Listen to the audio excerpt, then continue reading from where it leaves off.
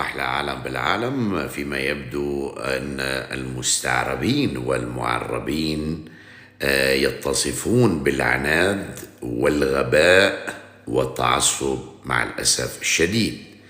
أنا ذكرت في أكثر من فيديو بأن أصل العرب من شبه الجزيرة العربية وليست من اليمن، لأن اليمن لم تكن عربية في يوم من الأيام، وإنما عربت. وكلمة يمن تعني يمين الكعبة،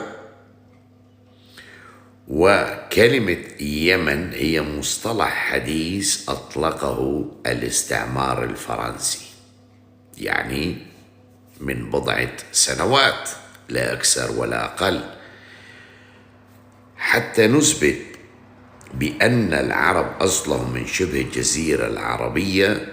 نذهب إلى كلام الله سبحانه وتعالى في كتابه العزيز وفي سورة إبراهيم، والآية رقم 4. الآية تقول: وما أرسلنا من رسول إلا بلسان قومه، يعني القوم يتكلمون اللغة العربية، والرسول عربي وهو أيضا يتكلم اللغة العربية.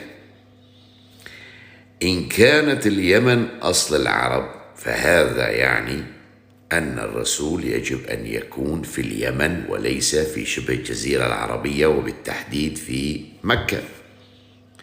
هذا من كلام الله، وهذا من المنطق والحكمة والعقل والدين، بأن العرب أصلهم من شبه الجزيرة العربية، وبإثبات من كتاب الله سبحانه وتعالى. فالرجاء أن ترتقوا وتبتعدوا عن التعصب، مع احترامي الشديد لشعب اليمن. اليمن لم تكن عربية، وشعب اليمن تكلم اللغة الحميرية، وهي لغة لا يفهمها العربي الأصيل.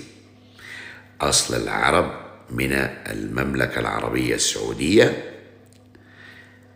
التي كانت تسمى في القديم الزمان شبه الجزيرة العربية. إذن كتاب الله هو الحد الفاصل ما بيني وبينكم أيها المعربون والمستعربون.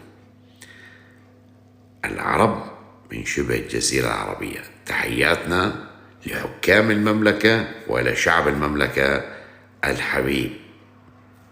أنتوا أحلى عالم بالعالم. تحياتي للجميع.